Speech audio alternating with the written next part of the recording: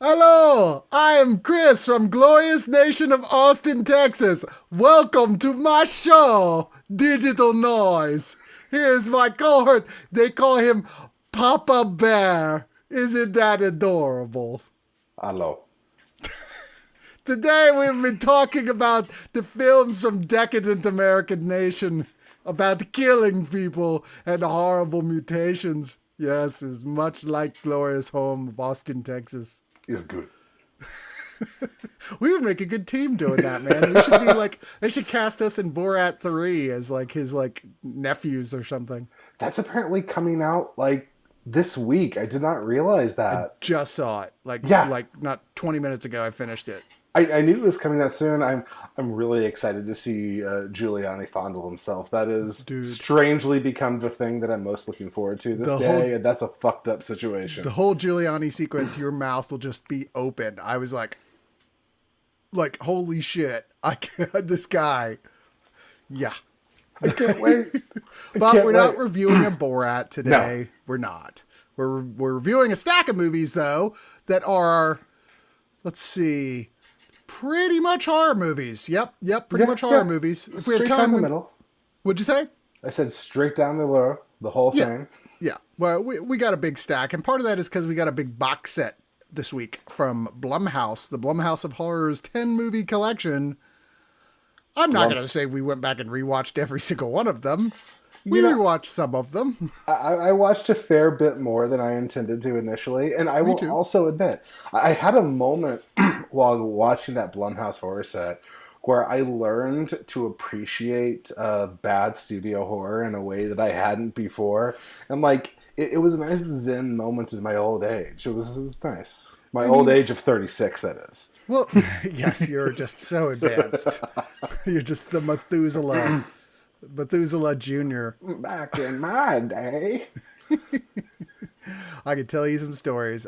You've probably heard them all already by now, but I keep wondering when someone's like, tell me a weird thing that happened to you that no one would believe. I'm like, I've already told all those stories. Yeah, no, that doesn't exist anymore. People will believe anything about either of us now. Yeah. I used to be an animated character. Like, I was born a mannequin. I was born a poor black child. Wow, that's the one? Uh-oh. Yeah. I don't know, Steve Martin. I just suddenly had this immediate image of you in the opening to The Jerk, and it was just like, yes, that's exactly what I need in my life as Chris Cox singing the blues with his black family. You know, Borat basically got his whole the whole gimmick from Steve Martin. Like, remember that we were two wild and crazy guys?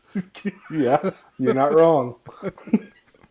Anyway, before we get started, I'm just going to give another shout out to my friend who runs Agronautics. That is, let me double check. I want to say it's agronautics.com.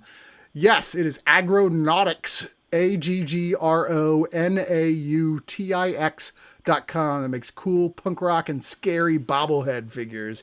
This is another one that I have here. This is G.G. Allen, who's like one of the most horrifying people in the history of music.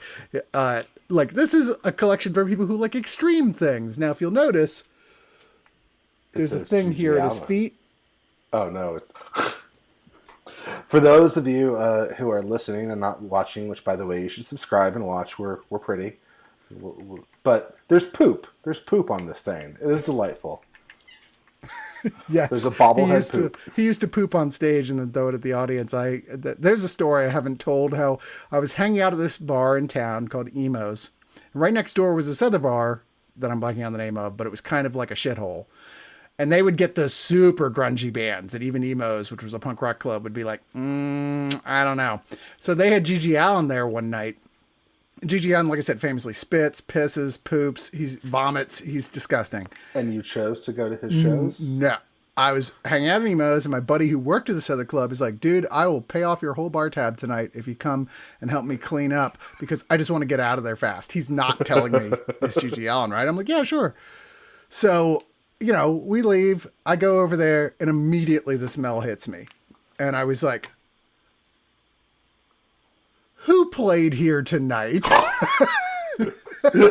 Okay, I don't know that I believe you. That you walked into the club, smelled human shit, and went, Gigi Allen was No, I here. didn't. I was like, something's wrong. Something's off. I mean, this club doesn't always smell great, but like there's poop.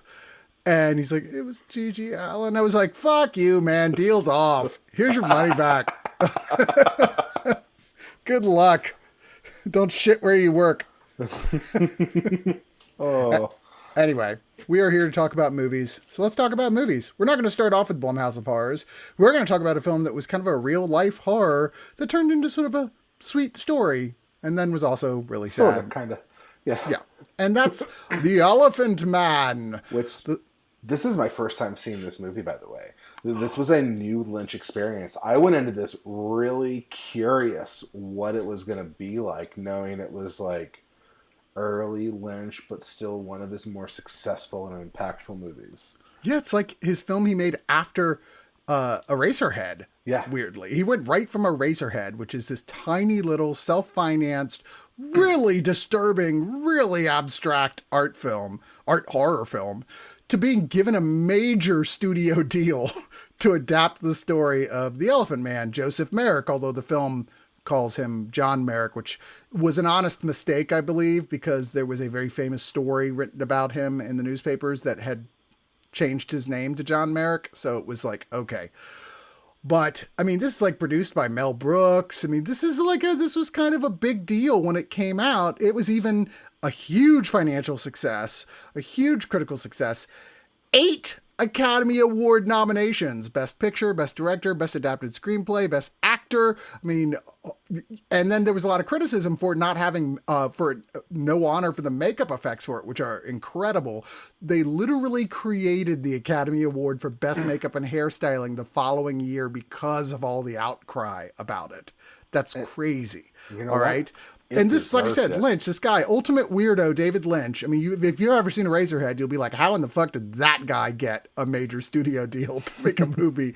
And it goes right to this in 1980, and you watch it, and you would, other than it being black and white, you would never think this is the same guy.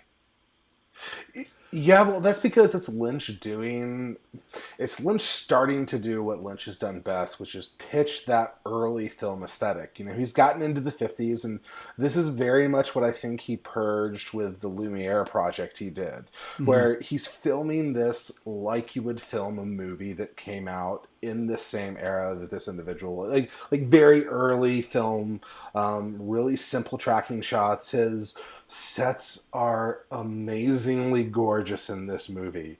They're dense and packed and filled with life.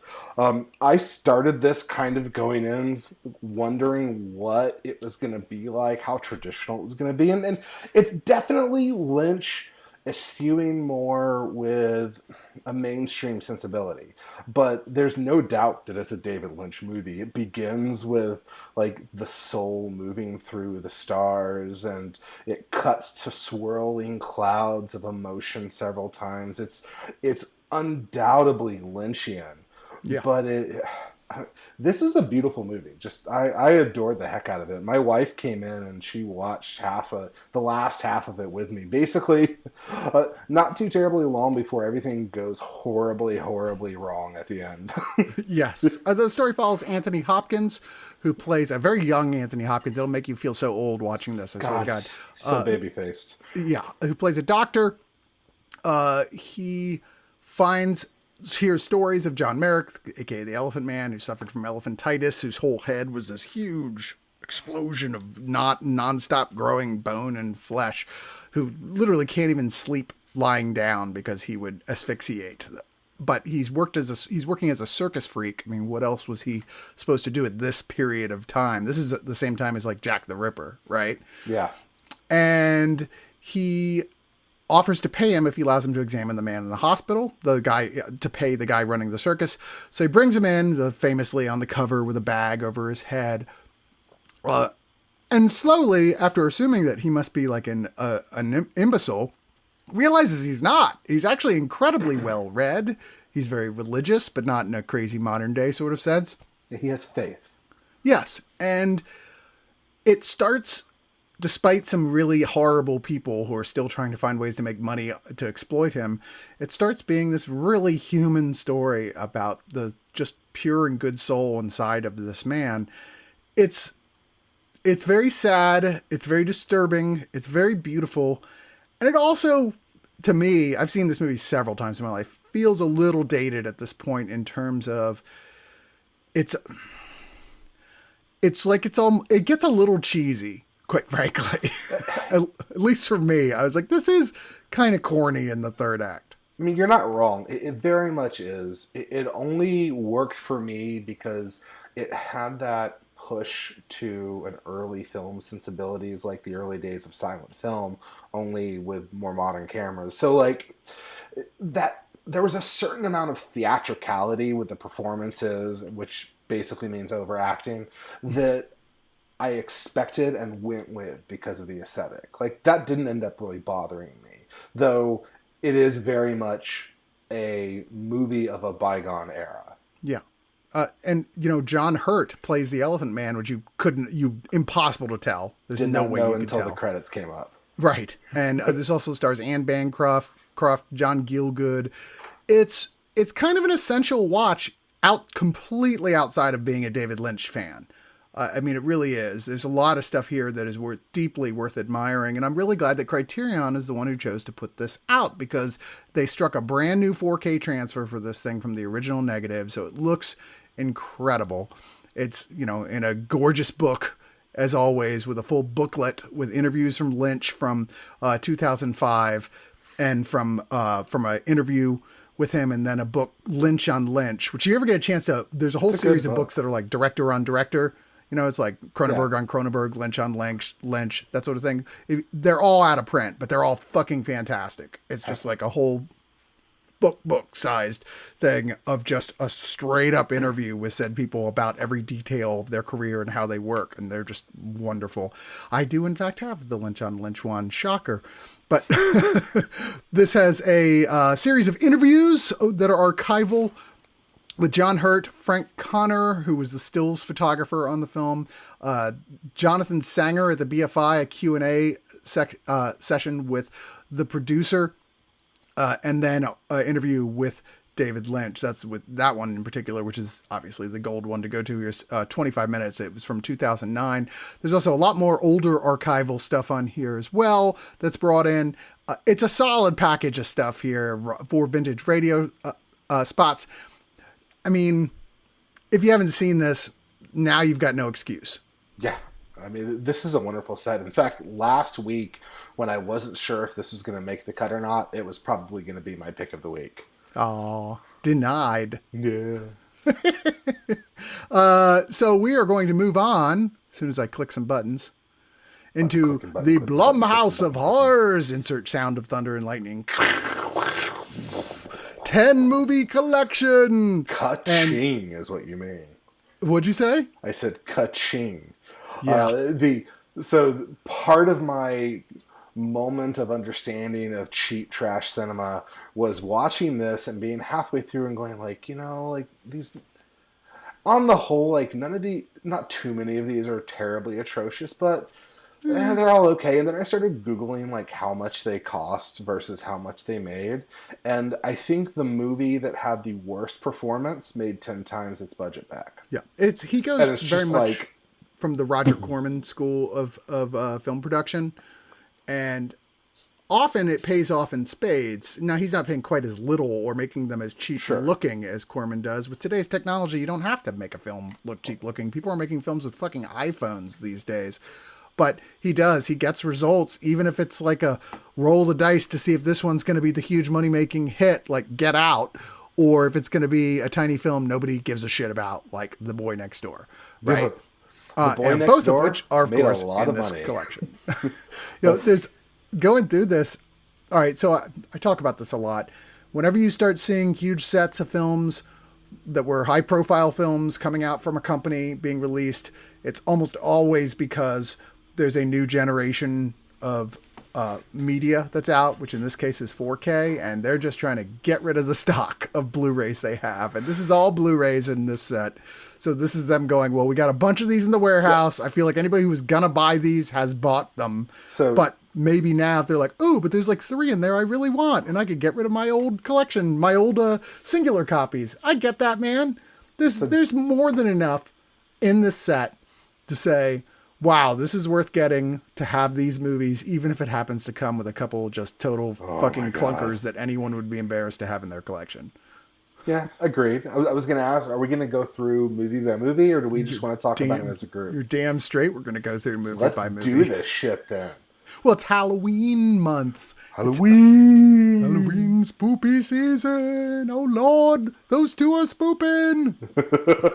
The first one in here, and honestly, I never understood, even when this came out, why people were shitting on it. It did perform very well, but I remember lots of people were like, meh, is the first Purge. Now, I'm not going to deny that the second Purge blows the first Purge out of the water. And even the third one is almost as good as the second one, maybe even better. Depending on who you ask. The last one, not as much, but the TV series was really good. I mean, they've kind of taken this base concept that started with this 2013 very low budget, one house, basically sci-fi horror movie idea, and expanded it into a huge franchise. And hey, man, good for you, right? Well, like, honestly, so here's the thing.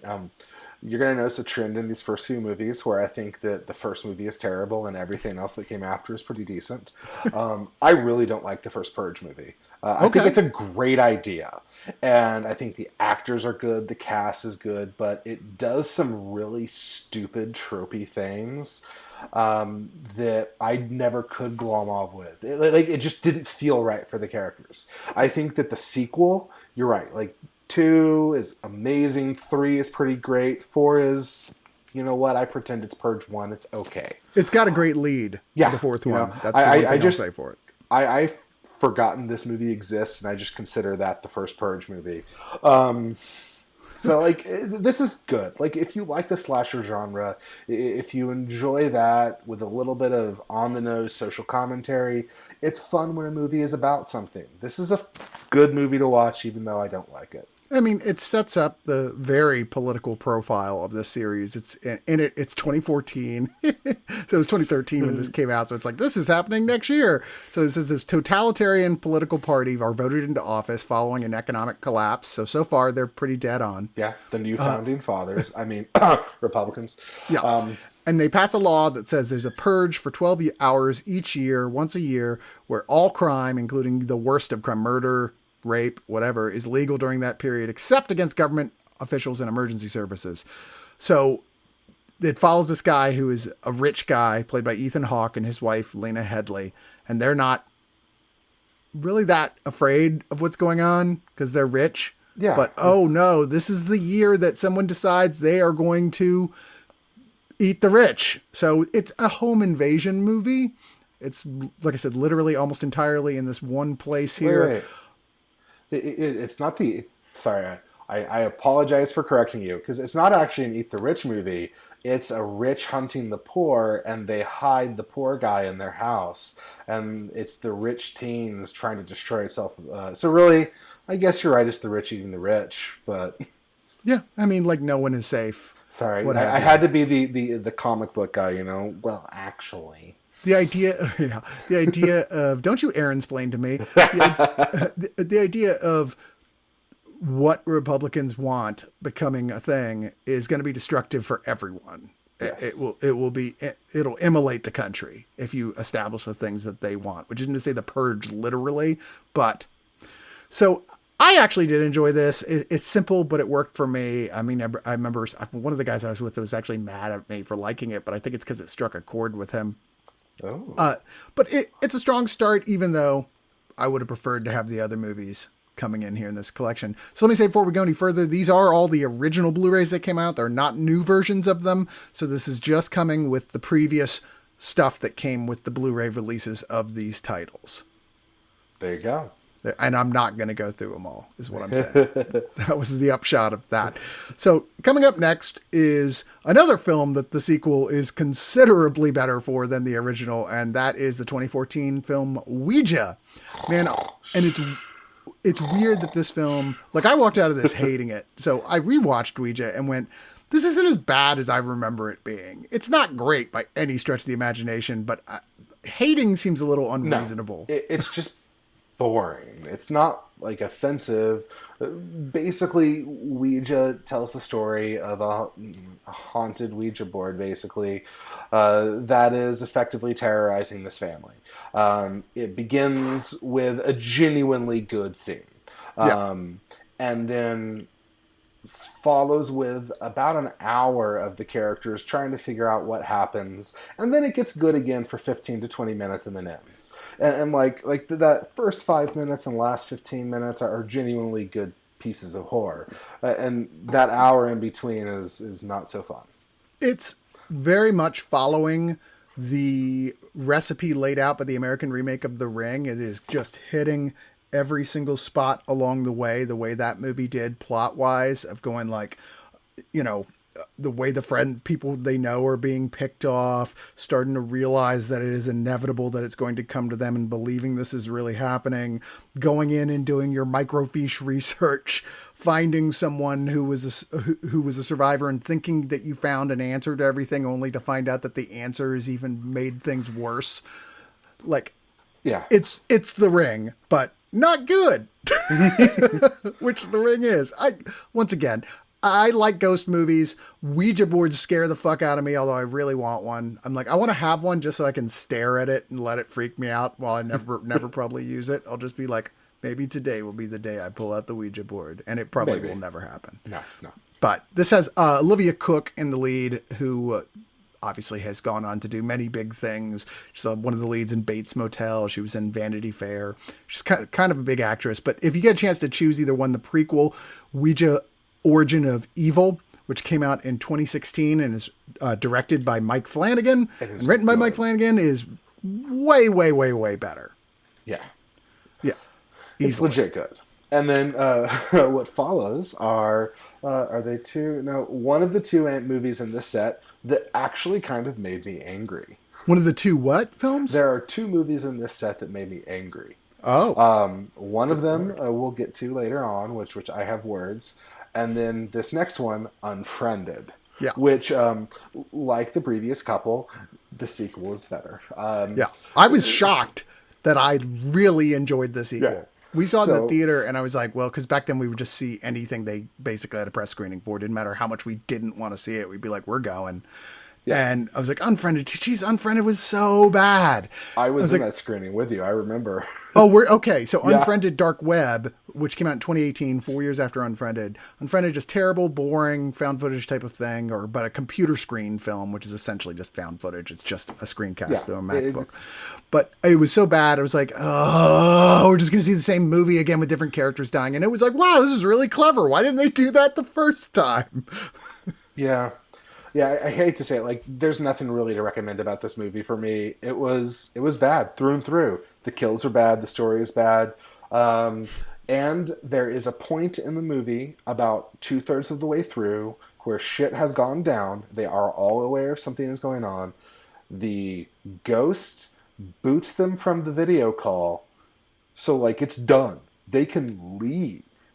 And they get back on the video call. Teenagers. The moment that happened, I was just like, oh my, fuck you, movie, really? You just can't keep them off their phones, man. You can try. Your kids are still like below teenage age yet. You don't even know, man. Once I sneak into your house at night and use the Ouija board all by myself, you'll see. Well, here's the thing. Like, had this taken place in 2020, it would have made sense. Yeah, it's a high school kid who kills himself after somebody put a video online of her passing out and pooping on herself at a party that went viral. And then there's people basically trying to create a Zoom party with all these people pre-Zoom that starts haunting them and killing them. And you know. It's the gore is bad. The acting is bad. It's bad. The gore is bad. The acting is bad. It's bad. Bad! Unfriended.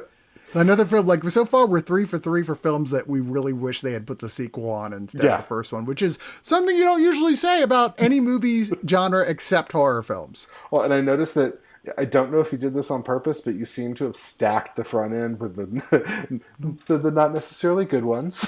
It's the order they I believe they come in the actual thing as you're going through. It's the order I saw with the official list on it. So I don't know. Now, can we talk about the next one? Because the next one's kind of special. Aw, you're gonna get all sweet about The Boy Next Door, literally the worst film in this entire collection.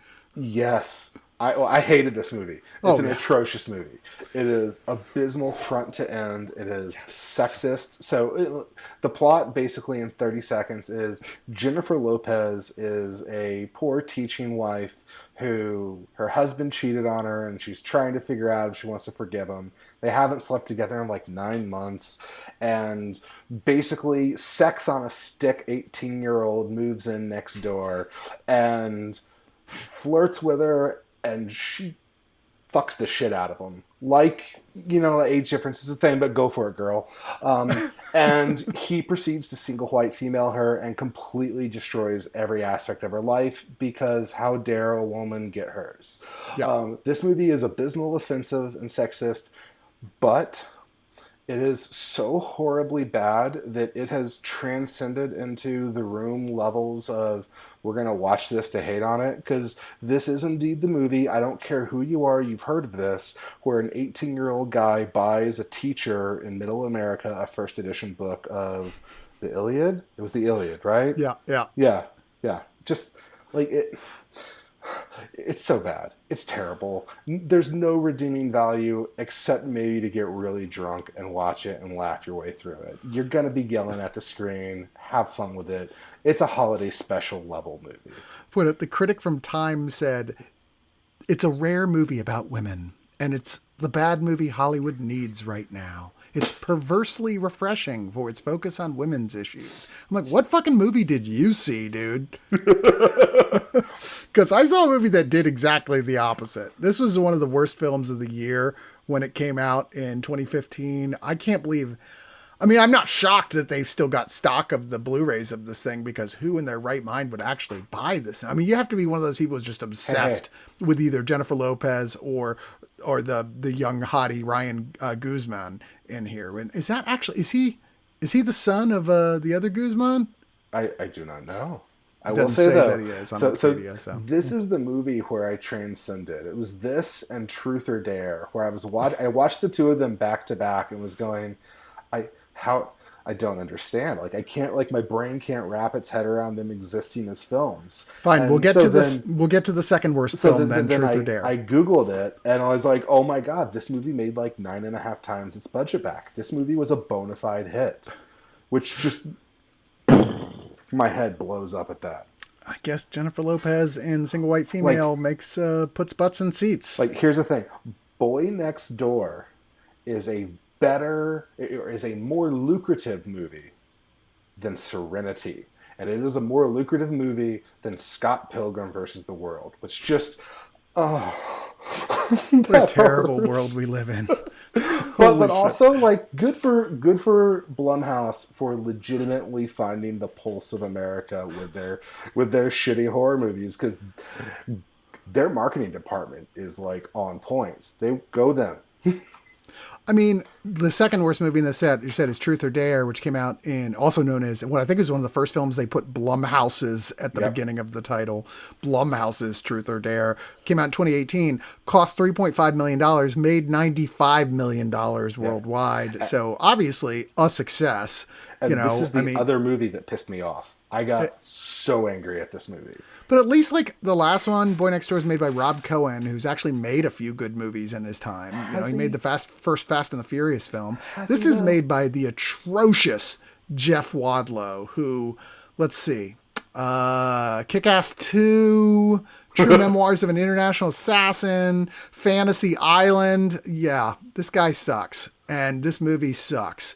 In fact, there was a movie that came out from the I want to say the Sci-Fi Channel. It was Sci-Fi. That was also called Truth or Dare the same year. There was, kind of a trashy supernatural slasher, and it rocked compared to this. Yeah, I had a lot of fun joking with my friends about the fact that, technically speaking, at one time there were 2 separate movies, both called Truth or Dare, in production at the same time, and I adore that.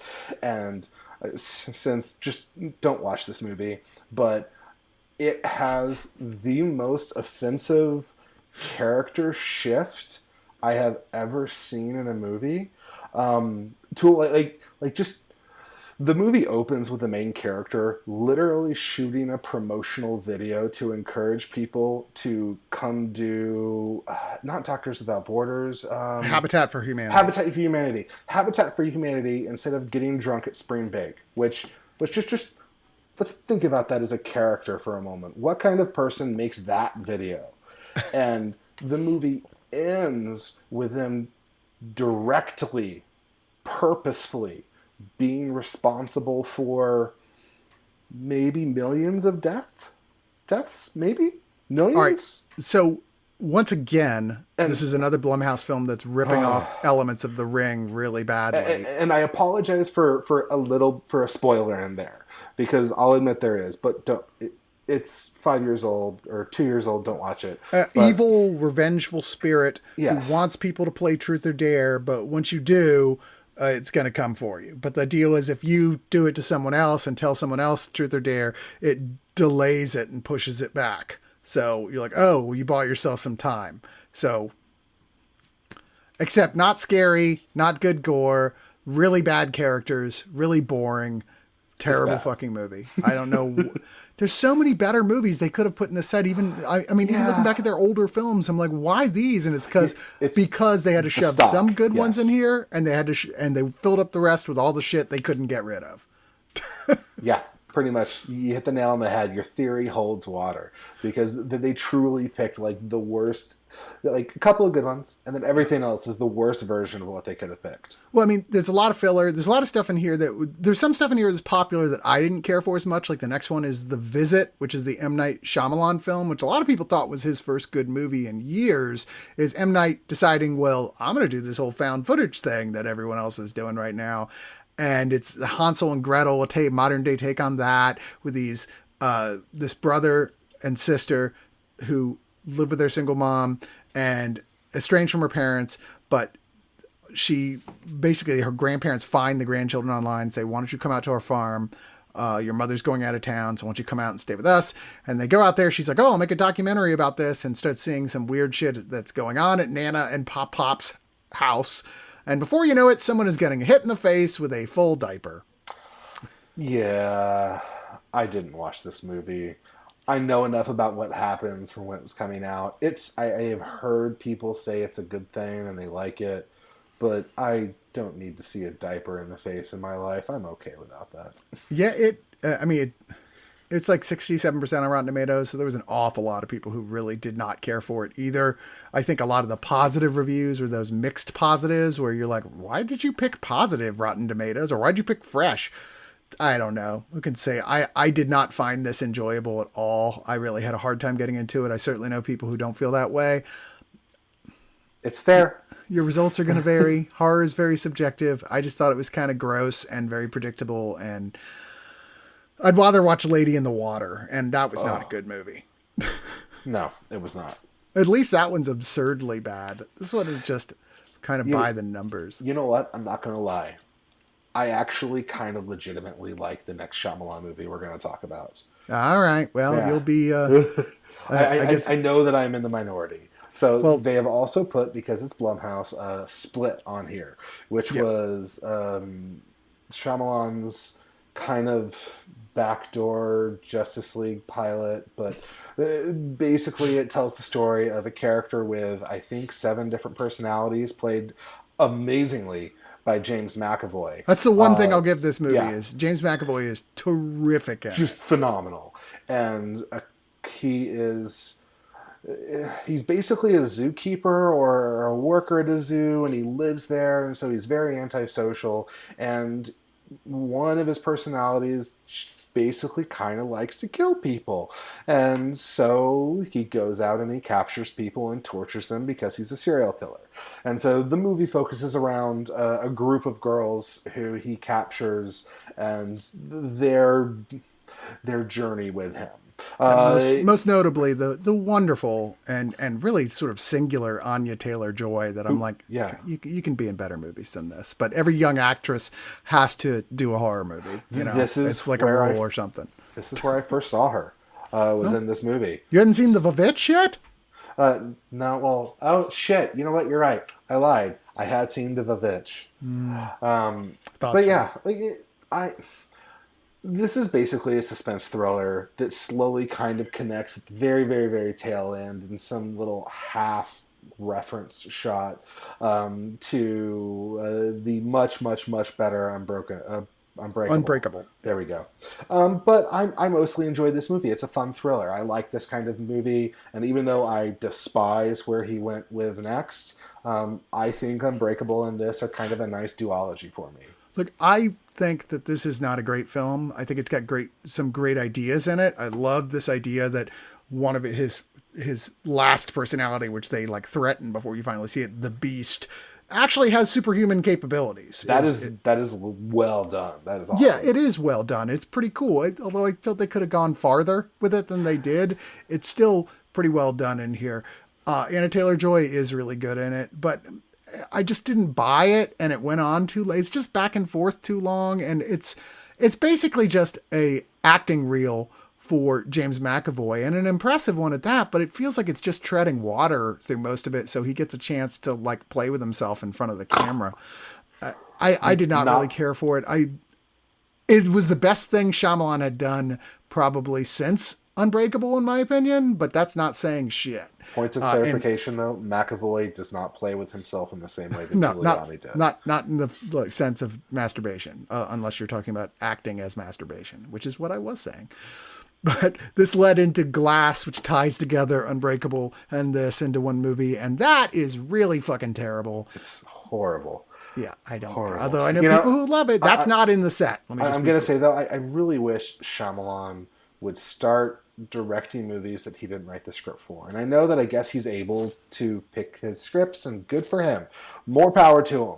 But I think that most of his issues end up being in the scripting phase. And I think that somebody else could really turn him into a great filmmaker. So next we have Ma, which is directed by Tate Taylor, who's one of those directors, like, you keep almost making good films, but you just don't quite get there. Like The Help, you know? I mean, obviously a lot of people loved it, but it hasn't aged well at all, even though it just came out in 2011. Or the James Brown, Chadwick Boseman film, Get On Up, which is, it's good. It's decent. And honestly, his trend continues. Yeah. Well, this film, Ma, stars Octavia Spencer, again, working with her again. And I liked this film a lot, actually, because it did defy expectations of how a villain acts in these type of films. This is a bunch of teenagers who end up with this local person played by her who they just said, just call me Ma. She's a veterinary technician. She's like, sure, I'll buy you some booze. Like, no problem. I was a kid once too. But she ends up going like, oh, you know what? I'm a little worried about you. I felt a little bad about this. Why don't y'all, I've got a basement. It's all set up. You guys and your friends can come party down there anytime you want. As long as you're not out drinking and driving, I'd feel safer about it. So, you know, it turns her into like, everyone loves her. All the teenagers in town are like, oh, she's great. Well, of course, things start to turn bad because Ma is psychologically unbalanced and yada, yada, yada. But I really liked Octavia Spencer in here. I really liked what they did with her character, and that she's not just this flaming out psychotic. She's actually an interesting layered type of character, and I thought that made this much more interesting. A lot of people thought this was kind of dull, but it worked for me. See, I mostly agree with you. It's just that I don't think I really vibed with the execution as much. Like, I think Octavia Spencer is great in this. I think the idea of what they were trying to do is a great idea. I ended up, I think, having a hard times with the Book of Job-ness that she was experiencing for a while. It was just like, I don't know. I felt too much for her character and felt bad. I was like, no, oh, you're killing people now. Okay. But I yeah, mean, it was they're good. teenagers. It was just, it was okay. It was fine. It I was think fine. there's one thing we've all learned from horror movies. Teenagers are bad and deserve to die. Agree, they suck.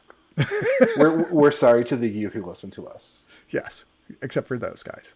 The next film in the set is decidedly one of the two best films in the set. Like, I'd say decidedly the best film in the set, and that is Get Out, the 2017 Jordan Peele film. This is obviously one of the gotcha films in the set. You're like, ooh, I don't have that, and it comes with all these other films.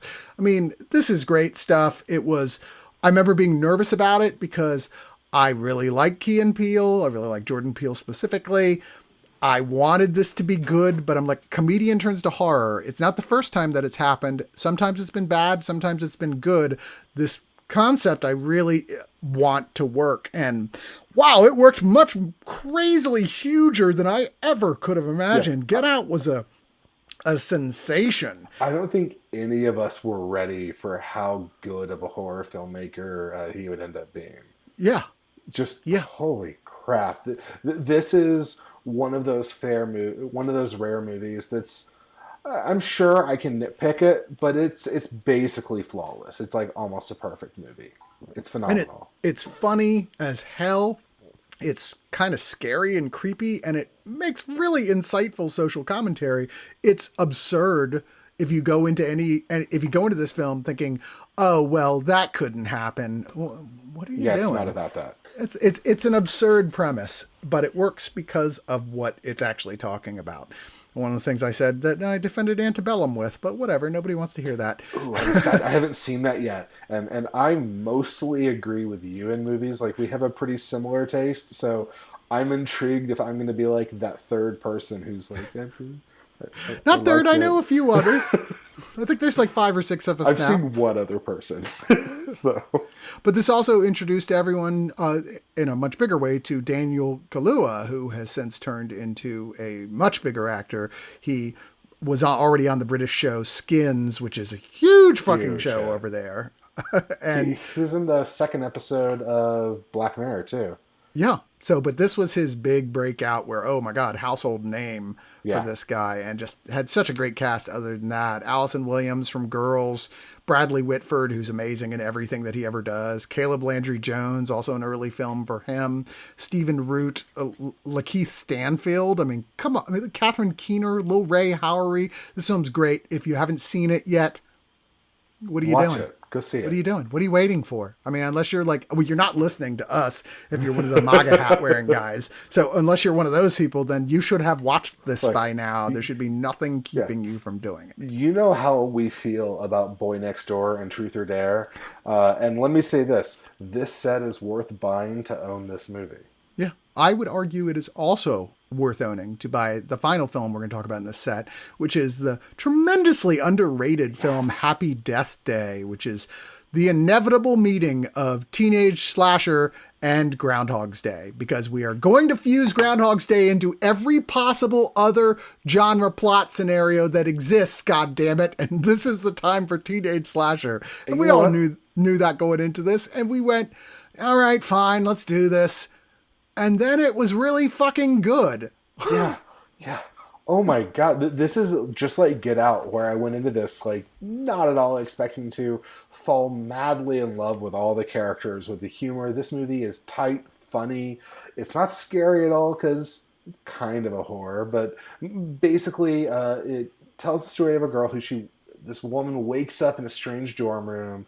She's maybe slept with a weird guy she doesn't know, heads home, runs into the gamut of random, unique, very memorable encounters that you do in these kinds of movies, and then is promptly murdered. And holy shit, then she wakes up in the bed again with the guy, goes through the same steps, and is murdered again. And the movie basically... At least they're not playing I Got You, Babe. I was True. thankful for that. That's true. Yeah. But it just tracks her slowly trying to find out who her murderer is, what's going on, how to stop the time loop. Strangely, this movie is also one where I think the sequel is better, but this is still a great movie too. I kind of wish they had put both on there. Like, they should have taken out Boy Next Door and Truth or Dare and put the other two Purge movies and Happy Death Day 2 on this. Yeah.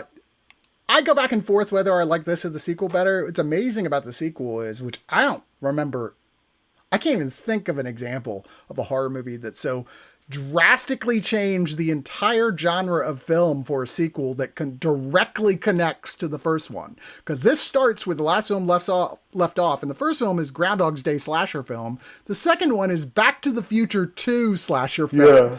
And it's insane. There are people who don't like the second film at all, and I know people who only like the second film and don't like the first film, but I think they're both great and just so much fun.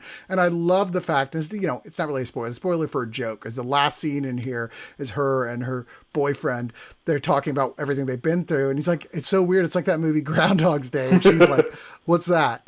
She's never heard of it. It's like, what? No, you must have heard of Groundhog's Day, which is a great little, because you're always going in movies like this. Like when people encounter zombies, you're like, you must know to shoot them in the head. There's like 8 million zombie movies and TV shows. And this film acknowledges the existence of the film that it's absorbing. Honestly, almost my only problem with this movie is that it didn't get a third movie. I wanted another one. And I forget there was actually part of the reason the second film did not perform as well as they were hoping for it to, which is a real shame, because I am really like, why isn't there more people talking about how great that movie is and how cool and inventive and, what's happening? But they've said they have a full idea for a third movie, which also will reinvent it again, but continue on from where it left off. But as of the last time, in 2019, when it sounded like it was going to go into development, they said, no, it is not. But in September this year, he confirmed a third film is in active development with the lead actress returning, and it will be tentatively called Happy Death Day to Us. So, hooray! Oh my God. Oh, I know, right? I know. I think you might make me cry a little bit. Just a little bit cry. I got the vapors. I got verklempt. Man, if the third one knocks out of the park the way the first two did, or is even better, I don't even know what to do, man. It's like put it on the list of truly great trilogies. Yeah, we have a new holy trilogy. Yeah. Like, whoa. And horror holy trilogy. I don't think there is a holy trilogy of horror. They all have like 8. And I'll tell you this about Jason Blum, who runs Blumhouse Studios. He pumps out a lot of stuff just like based on numbers and stats, but when he knows that he's got something, like that, he'll hire the right creatives and he'll let them run with it. He doesn't always know what's going to, like, you watch a Fantasy Island, which came out from them, and it's terrible, but it's not terrible in a way that's lazy. You can see they're trying to do something really different and inventive with it, that you could have seen how that could have been a successful, huge beginning of a franchise. It's not. It's awful. Don't watch it. But you can see at least he was like, do what you want to do, man. And for this creator of these films, Christopher Landon, he's like, man, I trust you. Just make the movie. God, I hope so. Yeah, me too. So yes, I think overall we both come down on the side of the set with The Purge, Ouija, Unfriended, The Boy Next Door, The Visit, Split, Get Out, Happy Death Day, Truth or Dare, and Ma is ultimately kind of worth it. It, brand new on Amazon. It's like $65 right now, which is pretty good for 10 big studio films. And I'm sure it'll drop even more if you decide to wait. But yeah, it's not bad. I'm glad I have it. Yeah, I'm glad I got to watch these movies. Ultimately, even the ones that were terrible, I'm glad I saw them. Yeah. Well, let's finish out with, you know what? You pick one of the 4 remaining. Otherwise, the rest will go to the flip over to the next episode. You know what? I think we're just going to have to go in order, because the next one, not the strong finish I think you were expecting me to pick, instead is Orlando Bloom's new movie, Retaliation. Okay. Where he plays a man who is suffering from some trauma in his past that has left him horribly, horribly messed up in the head. He doesn't have any real relationships or friendships. He has a long-term relationship with a woman who he will not get close to or even face when they have sex. He also kind of rapes himself at Yeah. night occasionally. Yeah. And he also clearly has a real problem with religious figures Yep. and religious iconography. Which we learn pretty soon into the movie, sort of wise. He meets a guy at a bar. He doesn't really meet him, but he sees him across the room and has this visceral reaction. And it ends up that whatever happened in his past, this man is directly involved. And as the movie goes on, we kind of follow the girlfriend as well as a buddy of his who he drinks with and works with. And then Orlando himself, you find out that essentially he was one of those many unfortunate people who were raped by priests as a kid. And it has royally destroyed him. And it bills itself as being this revenge thriller. To a point that going into this movie, I thought this was a low-budget Orlando Bloom action film. Yeah, it's literally called Retaliation. Yeah, it is. It is not. By the way, it was the third movie to come out the same year that was called Retaliation from the same studio. What the fuck were they thinking? But like, there's no action in this. There's no violence. It's about a man dealing with this pain of being sexually assaulted as a child and had the ramifications that has on your life. Now, about 85% of that I was on board with. It wasn't what I expected, but like once I reframed myself to what the movie was, I was into it. And then the movie makes a choice with how it wants to go, with basically how that guilt, how he processes everything in the climax of the movie. And it ends up coming across like it's telling people who survive sexual assault that they need to forgive their attackers, and I know. therefore cosmic justice will occur. Yeah, and I was like, was this produced by the Catholic Church? Like, so my wife was watching this movie with me, and she became more and more impressed with Orlando Bloom's acting, because he legitimately does put in a good performance here. Yeah. Like it should be said, he actually does show that he has chops. I wish that he could be in a better movie.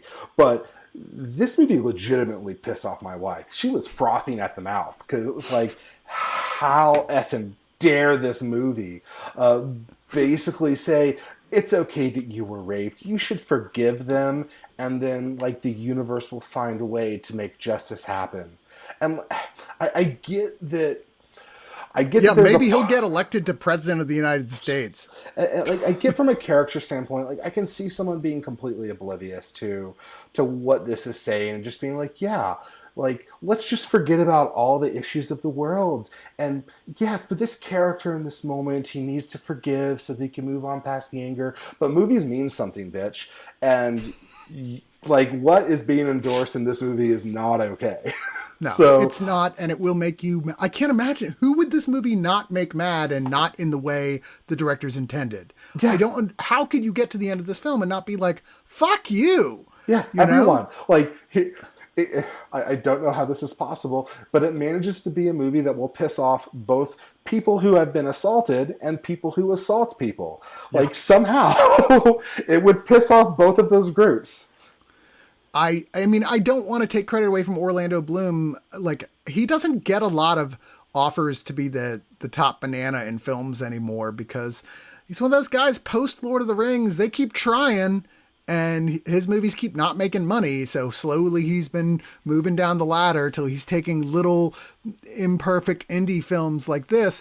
But he wants to do everything he can with it. And he does unquestionably prove that he has acting chops here to be able to cover a wide range of emotions. And he is good. It's a remarkable showcase for his skills, but not a remarkable showcase for the scripting. No, it's weird to be at a moment where, like, I remember making fun of him a lot when he had Lord of the Rings and then moved right from Lord of the Rings into Pirates of the Caribbean.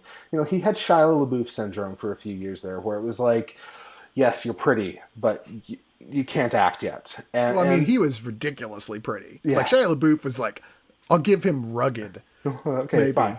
But Shia Orlando LaBeouf Bloom was like one of the guys who's so pretty, we could be forgiven for unusual feelings that we might Shia have. LaBeouf said no really well. But he is somehow turned into a really great actor. Like I really want to see Orlando Bloom in something else where he can use his talents in a good movie where it's actually going to something worthy other than this. I don't know what this is.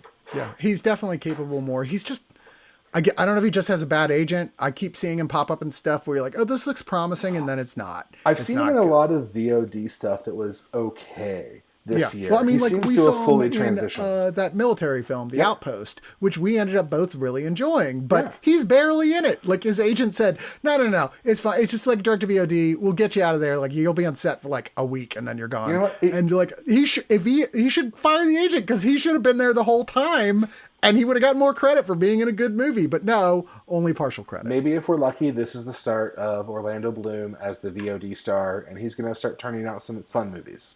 Yeah. I hope we get to see more of the Orlando Bloom. You get to see Orlando Bloom. Aww.